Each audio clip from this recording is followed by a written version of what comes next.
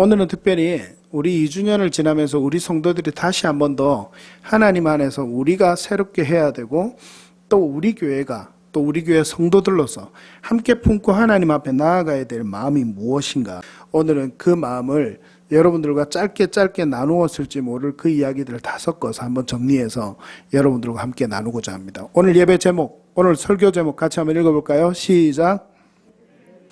예배드림 뭡니까? 우리 교회 이름이죠. 우리 교회 이름을 그냥 풀어서 예배드림으로 할까? 제가 그렇게 생각했다는 이야기를 지난주에 했었죠. 예드림으로 하니까 전부 다 예수님의 꿈 이렇게 많이 해서 이야기를 해요. 그래서 차라리 우리 교회 이름을 예배드림 교회, 예배드리는 교회 이렇게 했으면 더 좋았겠다는 생각을 하게 되었습니다. 저의 간증으로 오늘 말씀을 먼저 시작하고자 합니다. 어릴 때 제가 그냥 교회 나갔습니다. 친구들의 인도하심을 받았는지 저는 교회 처음 나갔던 발걸음이 언제인지 기억이 나지 않아요. 그런데 아마도 초등학교 때, 저학년 때 어느 때였던 것 같아요. 그때 교회를 처음 나갔고, 그리고는 교회 친구들이 좋아서, 교회 예쁜 선생님이 좋아서 제가 교회를 계속 나갔더랬습니다. 그래서 어릴 때 제가 교회에서 찍힌 사진을 보면요, 이 반별 모임 때 기도하고 있는데 눈 뜨고 예쁜 선생님을 몰래 쳐다보고 있는 장면이 찍힌 장면도 하나 있더라고요. 그 사진이 지금은 어디인지 모르겠지만 그렇게 하나님께 예배를 드리면서 교회를 나갔었습니다. 중학교 1학년이 되던 1985년 1월 첫 주일에 제 모교회였던 모라교회 중등부 예배에 출석을 하기 시작했어요. 그때부터 교회 나가는 발걸음은 끊기지 않았어요. 어쩌다가 주일날 한두 번은 끊긴 적은 있겠지만 거의 교회 반주를 하던 누나를 따라 나갔기 때문에 누나가 반주를 하니까 교회를 빠지지를 않죠. 저도 빠지지 않고 거의 교회를 나가게 되었어요. 중등부 때도 교회 임원을 하고 고등부 때도 교회 임원을 하고 그렇게 신앙생활을 했었습니다. 그러다가 중학교 3학년 때 수련회 저녁 집회 중에 하나님을 만나고 성령님을 만나고 진짜 믿음 생활을 시작했습니다. 그리고 고등학교 2학년 때 기타를 배우면서 지금의 제가 찬양 인도하는 이 사역의 처음 시작이 고등학교 2학년 때 하게 된 거예요. 구체적으로 이야기하지 않겠습니다. 그때 찬양 인도 처음 하다가 한 곡 가지고 30분 했던 이야기 여러분들에게 아마 했던 걸 기억하리라 생각합니다. 그때부터요, 예배 모임이 사모되기 시작했습니다. 예배가 얼마나 제 마음 가운데 사모함이 생기는지 몰라요. 찬양하고 예배드리고 함께 이런 모임들이 그때부터 엄청나게 사모함이 있었습니다. 그리고 그 당시에만 해도 우리 집사님들은 잘 기억할 거예요. 교회에서 목요 찬양 모임이 서울로부터 시작해서 부산 대도시들, 이런 대도시들에 거의 다 목요 찬양 모임이 생겨날 때였습니다. 그래서 그 목요 찬양 모임이 학교 수업을 최대한 일찍 마치면 갔고요. 학교 수업이 일찍 마치지 않으면 야간 자율학습을 째고 목요 찬양 모임이 좋아서 참석하러 갔다가 다음날 선생님한테 엉덩이 맞고 이런 일도 많이 겪었더랬습니다. 대학교를 입학했습니다. 1991년도입니다. 종호 찬양팀에 입단했습니다. 그때부터 예배를 드리고 찬양 사역을 하기를 시작했었어요. 매일 종호 학교에서 예배 모임을 가졌습니다. 주말이면 부산 경남 지역교회 예배 사역을 했더랬습니다. 그때 당시에만 해도 찬양팀이 많이 없으니까 교회마다 부르는 교회들이 너무너무 많이 있었어요. 한 주가 멀다 하고 토요일마다 예배 사역, 거기 가서 전도하고 저녁에 학생들 모아서 그 교회 학생들하고 전도되어 온 학생들하고 같이 예배 드리면서 그렇게 함께 전도 집회 겸 예배 사역을 계속했습니다. 방학 때는 수련회 사역을 엄청나게 했었어요. 91년도부터 98년도까지 제가 대학교를 졸업할 때까지 이 정오마다 예배 드리고 정오 사역하는 이 사역은 계속됐습니다. 그러니까 여러분, 제 삶에 얼마나 예배가 많이 드릴 수 있었는지 여러분 아시겠죠? 제 삶은 예배를 빼놓고는 이야기할 수 없는 삶이었습니다. 매일 예배를 드리는 삶이었으니까요. 2008년도에 정호성교회 사역을 그만두기까지 이런 예배 사역은 계속되었습니다. 학교를 졸업하니까 매주 정오에 예배를 드리지 않더라도 정오에 어디에 있든지 제가 기도하며 예배 드리길 힘썼고, 학교에 틈만 나면 올라가서 고신대학교에 올라가서 같이 예배 드리기를 위해 힘썼고, 방학 되면 청소년 수련회 사역을 여름 겨울 계속했고, 겨울에 단기 목요 사역을 계속했었습니다. 그렇게 예배 사역을 했었어요. 이렇게 수많은 예배를 드리다 보니까 제 삶을 통째로 변화시키는 은혜를 예배를 통해서 늘 경험할 수 있었어요. 물론 그 외에 훈련도 있었습니다. 제자 훈련도 있었고 소그룹 모임도 있었고 성경 공부도 있었고 전도 훈련도 있었고 여러 가지 훈련도 있었지만 핵심은 예배였습니다. 교회 사역을 1996년도부터 시작했습니다. 전도사로 시작했다는 말입니다. 그런데 교회 사역을 하고 난 뒤에 이런 예배 사역을 하다 보니까 가는 곳마다 찬양팀을 섬기게 되는 거예요. 가는 곳마다 예배 사역을 하게 되는 겁니다. 그래서 예배를 섬기는 사역을 했습니다. 우리 교회를 시작할 때 1998년도부터 2018년도부터 하나님께서 부어주시는 마음이 있었습니다. 그것이 뭐냐면 제가 가진 것이 어차피 저에게 하나님께서 은사를 주시고 제가 걸어왔던 길을 돌아보게 하시고 저를 통해서 앞으로 세워야 될 교회를 기도할 때 하나님께서 주시는 마음이 바로 이것이었어요. 그래서 예배 드림을, 이 예배를 최상의 가치로 삼고 비전으로 삼고 목표로 삼게 되었습니다. 왜냐하면 예배를 통해서 그리고 예배가 넘쳐나던 제 삶이 예배를 통해서 변화된 것을 경험할 수 있었기 때문입니다. 저는 여러분과 함께 이 은혜를 공유하고 싶습니다. 예배에는요, 신앙생활의 모든 것이 있습니다. 여러분 믿으시기를 바라요. 여러분들이 지금 하나님의 은혜 가운데서 많은 예배 모임을 참석해서 드리지 못하고 지금 주일만 이렇게 일주일에 한 번 예배를 드리는 이 현실이 우리 가운데 있어서 그렇지, 예배에는요 신앙생활의 모든 것이 있습니다. 예배를 통해 하나님을 만나기 때문입니다. 그리고 예배는 은혜가 있습니다. 예배에는 치유가 있습니다. 예배에는 감동과 위로가 있습니다. 예배에는 말로 다할 수 없는 기쁨이 있습니다. 예배에는 참된 회복이 있습니다. 그리고 예배에는, 참된 예배에는 인생을 변화시키는 능력이 있습니다. 우리 애드림교회, 예배드림교회, 우리 애드림교회는 이런 마음으로 시작이 된 교회입니다. 또 이런 은혜를 세상에 전하고자 함께 세우고자 하는 마음을 하나님이 주셨고 그 마음을 붙잡고 세운 교회가 바로 이 예드림교회입니다. 저는 그렇게 생각합니다. 이정기 목사를 통해서 하나님께서 이 예드림교회를 세웠지만 이 예드림교회가 제가 세운 것이 아니라 하나님께서 세우셨음을 믿습니다. 왜냐하면 제가 이 교회를 시작할 만한 능력과 힘이 그리고 재력이 아무것도 없었기 때문이에요. 그 은혜는 지난주에 여러분들과 다 나누었던 바입니다. 그래서 이제부터 우리 교회 이름으로 삼고 있는 이 예배 드림에는 어떤 의미가 있는지, 우리가 예드림교회 성도로서 어떤 마음을 가져야 하는지 오늘 주보에 기록해 놓은 대로 한 3가지 정도로 여러분들과 나누고자 합니다. 첫 번째는요, 가장 중요한 예배 드림입니다. 신앙생활에 있어서 가장 중요한 것이 여러분 뭐라고 생각하세요? 제가 늘 말씀드렸죠. 성경 읽는 것, 큐티하는 것, 찬양하는 것, 기도 열심히 하는 것 다 중요하겠지만 여러분 신앙생활에서 가장 중요한 게 뭐라고 생각하세요? 제가 여러분에게 늘 말씀드리는 이 개념을 여러분들도 확실히 머리에 새겨야 합니다. 신앙생활에 있어서 가장 중요한 것은 예배입니다. 예배라고 하는가 하면 예배가 가장 중요하기 때문입니다. 그리고 이 예배는요, 예배를 드리는가 드리지 않는가 하는 것으로 우리 신앙생활이 좌우가 된다는 말이에요. 여러분 잘 들어보시기를 바라요. 코로나 시대에 예배 언제 어떤 방법으로 드려야 하는가가 이슈가 되고 있죠. 지금도 마찬가지입니다. 그래서 많은 젊은 세대들은 지금 예배 자리에 나오지 않고 영상으로 드리는 예배로 대체하고 있는, 그것이 습관이 돼서 그렇게 나가고 있는 청년들이 많이 있습니다. 젊은이들이 많이 있어요. 그리고 나이 든 어르신들보다 30, 40대 젊은 세대들이 더 많습니다. 왜 그렇습니까? 영상 예배, 현장 예배 이 중요성을 따지기 때문에 그래요. 그리고 코로나라는 시국에 교회들마다 안 좋은 뉴스들이 많이 나오니까, 감염됐다는 안 좋은 뉴스들이 언론 보도에서 많이 나오니까 교회를 나가는 것이 위험하다는 인식이 신앙의 고백보다 앞서 있는 사람들이 있기 때문이에요.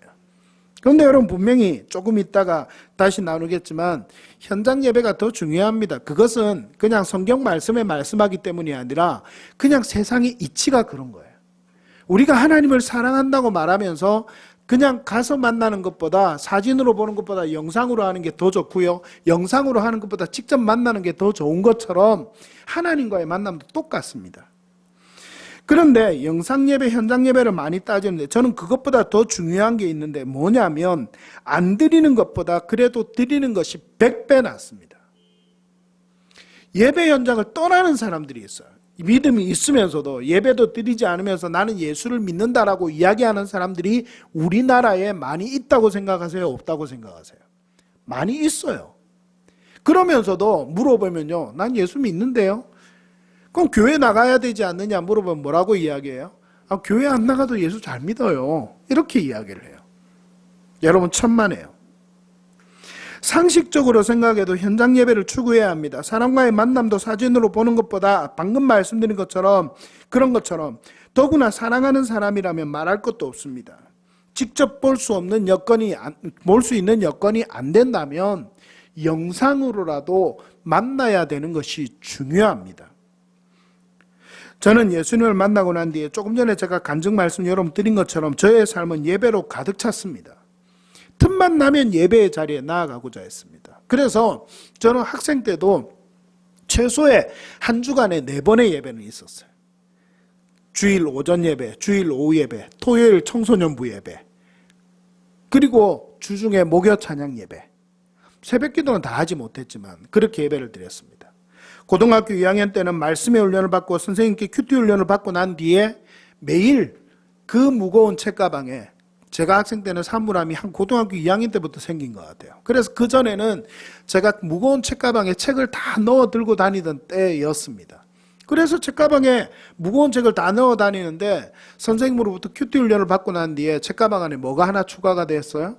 성경이 추가가 됐어요. 그래서 그 무겁고 두꺼운 성경을 책가방 안에 넣고 매일 그 가방을 들고 아침에 30분 정도 일찍 학교를 갑니다. 왜냐하면 집에는 가족들이 다 같이 방을 한 칸 쓰고 있었기 때문에 큐티할 공간이 없는 거예요. 그래서 큐티를 하기 위해 30분 정도 일찍 가서 말씀 묵상하고 그렇게 하는 삶이 고등학교 때부터 시작이 되었더랬습니다. 그래서 큐티를 했던 삶까지 치면은 매일매일 하나님 앞에 학생 때부터 저는 예배하는 삶을 살았었습니다. 삶의 유혹이 많았습니다. 온전한 가정이 아닌 어머니와 함께 살아가는 가정이었고 학생의 삶에서도 유혹이 많이 있었습니다. 나쁜 친구들은 저를 유혹하기도 했고요. 그런데 예배의 자리에 나아가 하나님을 만나면 세상을 살아갈 위로와 힘과 능력을 하나님은 제게 예배 시간에 부어주셨어요. 특히 찬양은 저를 향한 하나님께 가까이 나아가게 하는 그런 원동력이 되었었습니다. 하나님의 임재를 맛보게 했습니다. 그리고 말씀은요, 하나님의 음성으로 듣게 했어요. 그렇게 하나님 앞에 예배 드리는 삶을 살고 그렇게 살다 보니까 예배 가운데 임재하시는 하나님의 은혜를 사모하다 보니까 예배 시간에 선포되어지는 목사님 또는 선교사님, 다른 강사분들의 말씀이 정말 하나님의 음성으로 듣게 되는 거였어요. 그래서 제 삶 자체가 예배였던 것이었습니다. 그렇게 예배드리는 삶을 살아가니까 오늘의 제가 될 수 있었어요. 아니면요, 지금 어떻게 살아갈 수 있을지 모르겠어요. 제가 청년부를 담당할 때 청년들에게 늘 간증했던 한 가지가 있었어요. 노는 것 좋아하고 공부하기 싫어하는 제 모습이 바로 그 모습이 제 모습이었거든요. 그러니까 만약에 은혜 받고 목사로서의 길을 접어들지 않았다면 지금 제 삶이 어떻게 변해 있을지 몰라요. 원래는 찬양 사역만 하고자 했었는데 대학교 때 뒤늦게 결단하고 하나님의 은혜 가운데 헌신하며 이 목사의 길에 들어서게 되었습니다. 저 자신을 너무 잘 압니다. 그런 예배 가운데 부어주시는 하나님의 은혜가 아니었으면 저는 지금 이 자리에 서서 여러분들에게 말씀 전하는 사람이 되어 있지 못할 거예요. 여러분에게도 저는 이런 고백이 있었으면 좋겠습니다. 찬양의 고백에 그런 고백이 있습니다. 롱 캐널리 목사님이 미국 목사님인데 흑인 목사님이세요. 그 목사님이 1995년도에 부산에, 제가 부산에 살았으니까 부산의 사직 실내체육관에 와서 그 롱 캐널리 목사님이 찬양 집회를 했어요. 제가 그 집회 현장에 갔었습니다. 잊혀지지 않는 한 가지 장면이 있습니다. 그 목사님이 조명이 정말 은혜로운 찬양, 기쁨의 찬양을 하다가 갑자기 조명이 다 꺼지고 롱캐널리 목사님 혼자만 조명으로 쫙 비추는 거예요. 그리고 피아노 소리가 나옵니다. 여러분 잘 아는 찬양, 주께와 엎드려 경배드립니다. 그 찬양을 목사님 무릎을 꿇고 그 홀 중간에서 찬양하기 시작하는 거예요. 무엇과도 누구와도 바꿀 수 없네. 예배드림이 기쁨 됩니다. 물론 영어로 찬양했겠죠. 목사님이 그 고백을 하는데 얼마나 제 마음 가운데 눈물이 나고 제 마음 가운데 결단이 되는지. 하나님, 이 예배드림이 정말 기쁨이 됩니다. 그 고백이 있었기에 하나님 안에 살아갈 수 있었습니다. 여러분, 가장 중요한 것은요, 우리가 예배를 드리는가 드리지 않는가 하는 거예요. 예배를 드리는 것이 중요하다는 겁니다. 신앙생활에서는요, 예배를 드리는 것이 가장 중요합니다. 그 원동력으로 모든 것이 돼요. 그리고 예배를 드리면 그 안에서 모든 훈련이 다 됩니다. 솔직히 예배를 드리면서 모든 훈련이 되려면 예배를 적어도 일주일에 저만큼, 일주일에 3번, 4번 이상은 예배 자리에 여러분들이 나가야 돼요. 그래서 예배를 통해서 주어지는 모든 말씀의 은혜로 교육도 받고 그리고 훈련도 받고 이렇게 되는 거예요. 근데 그게 안 되면 제자 훈련도 받고 여러 가지 다른 훈련도 함께 병행해서 나아가야 합니다. 두 번째로 이 예배드림에 가장 중요하게 여러분 함께 생각해야 될 것은 뭐냐면 진정한 신앙생활을 경험케 하는 예배드림입니다. 여러분 주보에 잘 나와 있어요. 여러분 가로를 채우시길 바라요. 진정한 신앙생활을 경험하게 하는 예배드림입니다. 예배드림을 통해서 진정한 신앙생활, 즉 진정한 믿음 생활을 맛볼 수 있습니다. 가장 중요한 것은요, 예배 중에 무엇이 이루어지기 때문입니까? 여러분 예배의 정의를 여러분들과 이야기하라 그러면 두 가지 대답이 가장 많이 나온다고 여러분과 이야기를 나눈 적이 있죠.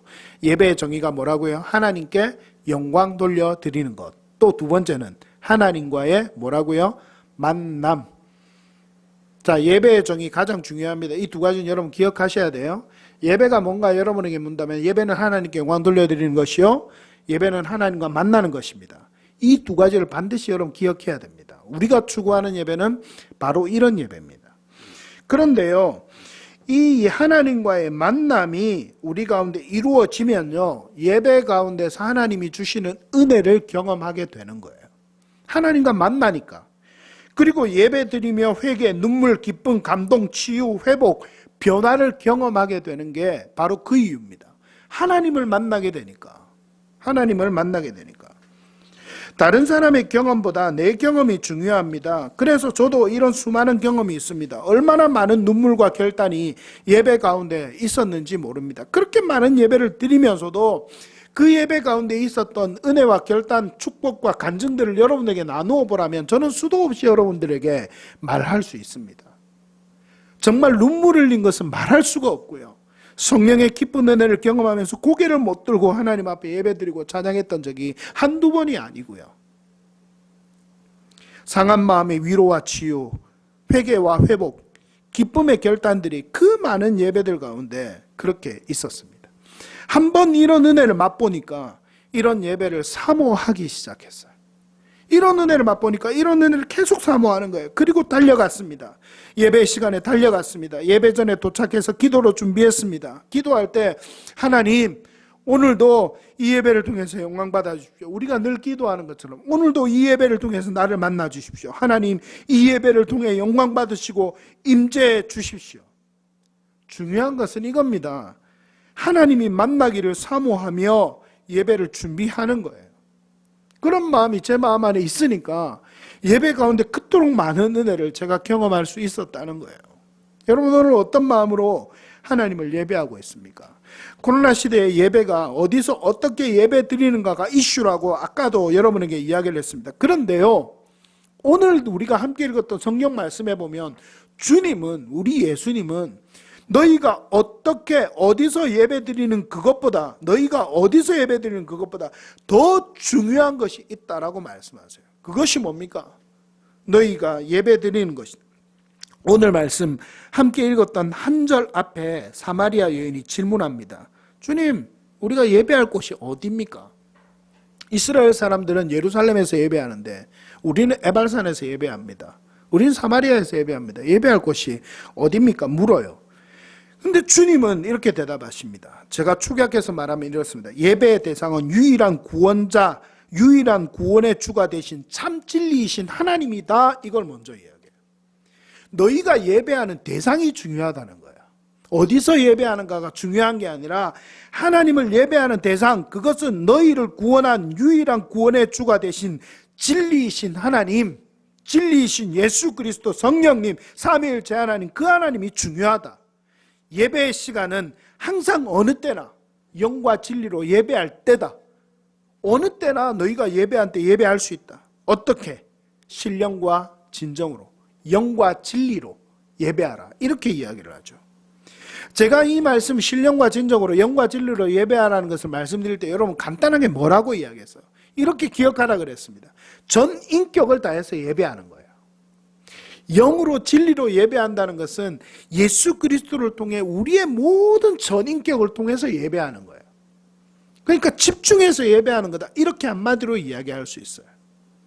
성령의 다스림을 받아서 성령님이 주시는 은혜로 예배한다는 것은 이 예배의 시간에 다른 것에 신경 쓰지 않고 다른 생각 안 하고 목사님 말씀에 귀를 기울이고 또 찬양 드릴 땐 전심으로 찬양하고 앞에 기도 인도자 나와서 기도할 때는 내 마음으로 기도하는 것까지 함께 기도하고 기도 인도자 나와서 기도하니까 나는 그냥 구경꾼이 되지 말고 앞에 목사가 찬양팀이 찬양 인도를 하니까 구경꾼이 되지 말고 함께 마음을 다해서 찬양하고 제가 말씀을 전하면 비록 인간 이정기 목사가 여러분 앞에 서 있지만 이 말씀이 누구의 말씀처럼 하나님의 말씀처럼 그렇게 듣고 그런 은혜가 있을 때에 신령과 진정으로 드리는 예배라는 말이에요. 한마디로 이야기하면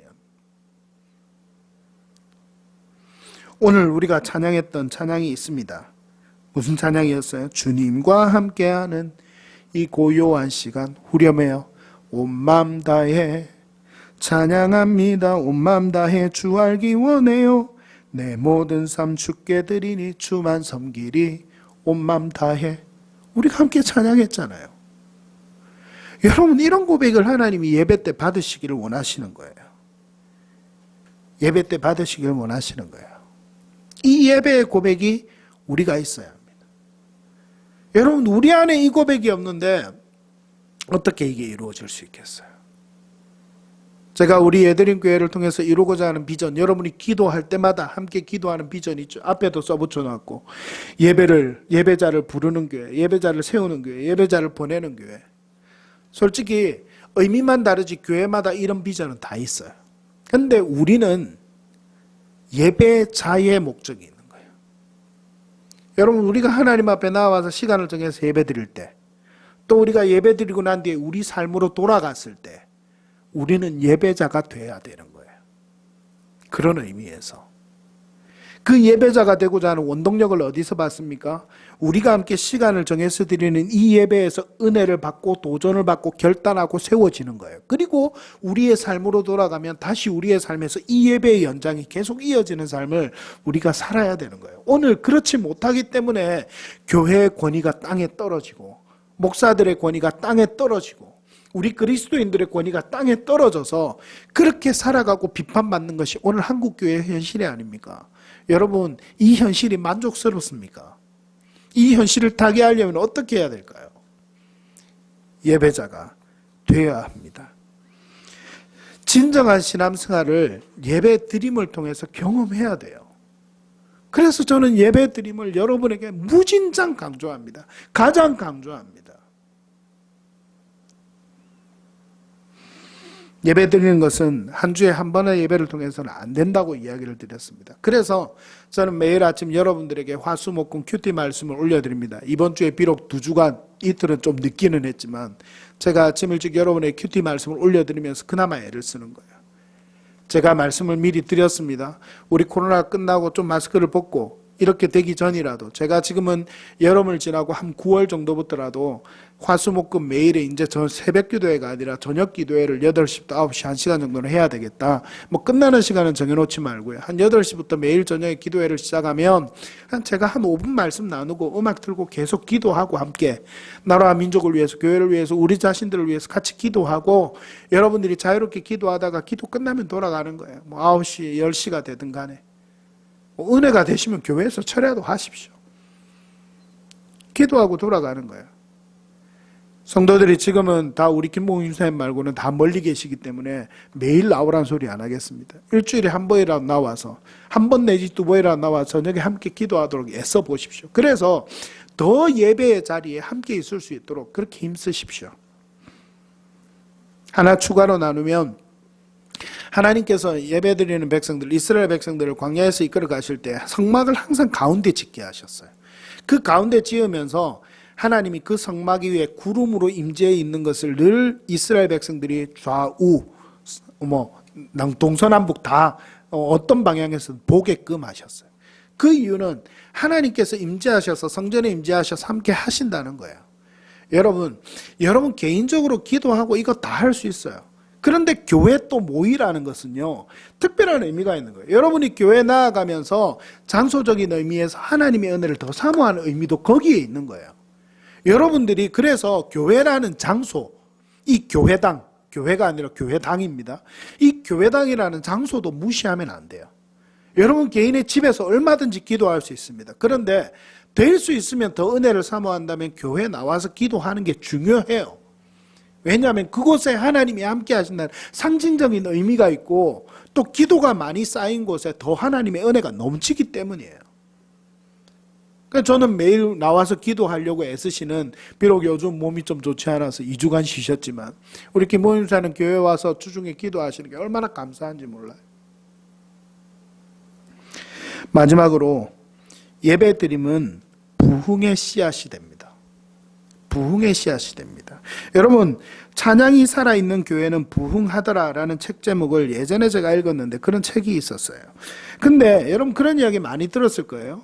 좀 부흥하고 북적북적이고 살아있는 교회 가면 뭐가 살아있어요? 예배가 살아있어요. 그런 느낌을 많이 받죠. 예배가 뭔가 뜨겁고 교회가 좀 들썩들썩하고 예배 드릴 때 그런 느낌을 많이 받죠. 왜 그렇습니까? 예배가 살아있고 찬양이 살아있다는 것은 하나님의 임재를 맛보는 사람들의 예배라는 말이에요. 그 예배가. 그죠? 그래서 하나님을 만나니까 다르다는 거예요. 여러분 오늘날 수많은 교회들이 있습니다. 우리 부평 땅에, 이 부평이 전국에서 교회 밀집도가 제일 많대요. 제일 높대요. 그 말은 뭡니까? 크고 작은 교회들이 이 부평에 제일 많다는 거예요. 전국에 구에 따지고 보면, 지역으로 따지고 보면 골목마다 교회가 두세 개씩 다 있어요. 얼마나 많은지 몰라요. 그런데 여러분 그런 많은 교회들이 하나님을 만나는 진정한 예배를 드리고 있는지 여러분 어떻게 생각합니까? 목사인 저도 확신을 갖지 못하겠어요. 목사는 무엇보다 은혜로운 말씀을 전해야 됩니다. 그리고 또 한 가지, 찬양팀의 찬양이 중요합니다. 왜냐하면 목사의 말씀만큼이나 찬양의 비중이 예배 때는 요즘 예배의 크기 때문입니다. 현대문화 접목해 드리는 예배가 뗄 수 없는 관계에 있기 때문에 그래요. 그래서 예배팀이 이를 위해 준비되어야만 합니다. 기도해야 됩니다. 그리고 우리가 헌신되기를 소망합니다. 성도들이 누구든 찾아오면 은혜로운 예배의 자리로 인도할 수 있어야 합니다. 예배 시작 전에 산만하지 않게 기도로 준비하도록 우리뿐만 아니라 어떤 성도들이 와도 그렇게 준비할 수 있도록 우리가 먼저 돕는 사람이 되는 것도 중요합니다. 그것을 위해서 여러분들에게 몇 번 말씀드린 적이 있을 거예요. 예배 기도 인도자는 일주일간 기도하면서 기도 준비해야 합니다. 기도에 영성이 나옵니다. 오늘 우리 박영지 집사님 기도 너무 은혜로웠습니다. 다음 주에 그래서 기도 순서자가 누군지 미리 지부해 나가죠. 다음 주 기도 누구시라고요? 우리 김봉영 집사님이시라고요. 기도 은혜롭게 준비하시기 바랍니다. 그래서 기도로 은혜롭게 준비해야 돼요. 부담 갖지 말고 은혜로 준비하십시오. 말씀을 맺습니다. 올해요, 여러분 아실란지 모르겠지만 제 나이가 50입니다. 여러분 앞에서 있는 목사가 나이가 벌써 50이 됐어요. 그런데 젊을 때부터 찬양사역자의 길을 걷게 하신 하나님은 이유가 있을 것이라 생각합니다. 물론 지금까지도 주신 하나님의 은사를 통해서 수많은 영혼들을 섬겼습니다. 이미 여러분들과 나눈 적이 있는 것처럼 작년에 어떤 목사님은 패매로 연락이 와서 제가 인도한 집회 때 은혜 받고 목사가 되었다고 처음 제가 이야기 들었다고 여러분에게 말씀을 드렸던 적이 있습니다. 알지 못하는 많은 열매들이 제가 섬겼던 수많은 사역, 예배 사역 가운데 있었으리라 저는 그렇게 생각합니다. 우리 교회 그리고 우리 교회 성도들과 함께 열심히 저는 달려가고 싶습니다. 특별히 여러분들은 교회를 처음 시작했던 해에 지금 여러분 모두는 다 함께 했던 분들입니다. 2019년도에 여러분 다 시작했던 해에 만났던 분들이에요. 이 중에 절반은 교회 시작할 때부터 저하고 함께 했던 분들입니다. 이미 나눈 것처럼 어떤 우리 교회 그리고 우리 성도들과 함께 저는 열심히 달려가고 싶습니다. 특히 믿음을 잃어버린 젊은 세대들이 세상이 주는 즐거움에 취해서 교회와 예배의 자리를 등지고 살아가는 것을 보면 저는 너무나 안타깝습니다. 주님을 믿지만 예배의 기쁨을 맛보지 못한 사람들도 많이 있습니다. 그리고 주님을 믿지 않고 예배의 기쁨은 1도 모르는 사람들이 너무 많이 있어요. 세상에는. 이들에게 예배의 기쁨을 알게 하고 싶습니다. 우리 교회의 비전이 뭡니까? 다시 한 번 더 우리 교회의 비전이 뭡니까? 여러분 기도할 때 이야기하는 것처럼 예배자를 부르고 예배자를 세우고 예배자를 뭐하는 교회? 보내는 교회. 여러분 그래서 이런 교회를 세우기를 원합니다. 우리가 먼저 경험해야 합니다. 여러분 이런 경험하는 은혜가 여러분에게 먼저 있기를 축복합니다. 그리고 함께 추구하고 함께 헌신했으면 좋겠습니다. 저는 믿습니다. 하나님은 이런 교회가 서기를 소망하고 계심을 저는 믿습니다. 그리고 우리 인천 부평 땅에 우리 예드림 교회를 세우셨고 여러분을 우리 예드림 교회에 하나님께서 보내주셨다고 저는 믿습니다. 우리 함께 찬양하고 기도합시다. 우리가 먼저 예배드림의 기쁨을 맛보는 예배자로 서기를 우리 교회가 이런 공동체가 되어 지역사회를 섬기는 교회가 되도록 이런 마음을 가지고 우리 함께 찬양하고 기도하며 그렇게 나아갑시다. 함께 찬양합시다. 따스한 성령님, 따스한 성령님 마음으로 보내 내 몸을 감싸며 주어지는 평안함 만족감을 느끼네. 우리 다시 한 번 더 따스한 성령님, 따스한 성령님 마음으로 보내 내 몸을 감싸며 주어지는 평안함 만족감을 부르신 곳에서 나는 예배하네. 어떤 상황에도 나는 예배하네. 부르신 곳에서 나는 예배하네. 어떤 상황에도 나는 예배 부르신 곳에서 나는 예배하네. 부르신 곳에서 예배 상황에도 나는 예배하네. 부르신 곳에서 예배하네. 상황에도 나는 예배. 우리 함께 말씀을 기억하며 기도합시다. 여러분 먼저 우리가 예배 드림의 기쁨을 맛보는 예배자로 서기를 기도합시다. 그리고 우리 예드림 교회가 이런 예배 공동체가 되어서 지역사회를 섬기며 하나님이 주시는 부흥의 은혜를 이루어가는 교회로 설 수 있도록 하나님 역사하여 주시옵소서. 우리 같이 한번 기도드리며 나아갑시다. 함께 기도하겠습니다. 살아계신 아버지 하나님 감사합니다. 하나님 오늘 예배 가운데 우리 예배 드림의 은혜 하나님 그 말씀의 의미를 다시 한번 주시니 주님 감사합니다. 하나님 우리가 나아가기를 소원합니다. 진정한 예배 드림의 은혜를 우리 성도들이 먼저 하나님 앞에 경험하고 하나님 예배 드리는 자로 세워지기를 주님 소원합니다.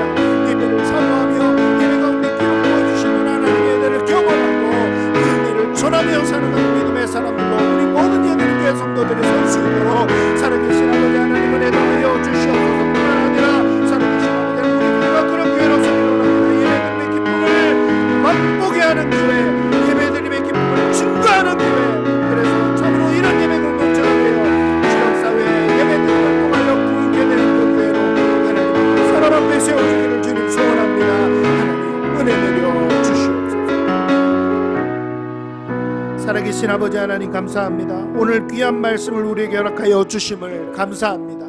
예배 드림, 이것을 우리 교회 이름으로 삼게 하시고 이것을 우리가 함께 추구하게 하여 주셨는데, 하나님 우리에게 먼저 이 예배 드림의 참 기쁨을 맛보아 아는 자리에 우리 성도들이 다 설 수 있도록 하나님의 은혜를 내려 주시옵소서. 우리 예배마다 사모함으로 하나님 앞에 나아가는 발걸음이 다시 시작되게 하여 주시고, 하나님 그럴 때에 우리에게 부어주시는 하나님의 은혜로 세상을 이기며 살아가는 성령의 충만함을 이 예배를 통하여 예배 시간마다 힘입는 우리 모든 성도들 되게 하여 주옵소서. 우리 예드림교회가 그런 교회가 되기를 소원합니다. 이 예배 드림의 기쁨을 이 지역에 죽어가는 영혼들에게, 또 예수님을 믿지만 이 기쁨을 알지 못하는 영혼들에게 증거하는 교회로 서기를 소원합니다. 하나님 이 일을 위하여 우리를 불러주시고 예드림교회 멤버가 되게 하여 주셨으니, 하나님 우리가 예드림교회가 이런 교회가 되도록 함께 기도하며 세워가는 은혜가 있도록 하나님 은혜 내려 주시옵소서. 하나님 이 예배드림의 기쁨, 오늘 예배드림을 통하여 우리가 결단하며 나아간 이 마음 가지고 삶에서 한 주간 예배자로 우리가 먼저 살아가기를 소원합니다. 넘어지지 않게 하여 주시고 쓰러지지 않게 하여 주시고 포기하지 않게 하여 주시고 좌절하지 않게 하여 주시고 예배드림의 삶을 살아가는 우리 모든 예드림교회 성도들 한 사람 한 사람 되게 축복하여 주시옵소서. 은혜 내려 주옵소서. 복 내려 주옵소서. 예수님의 이름으로 기도드리옵나이다.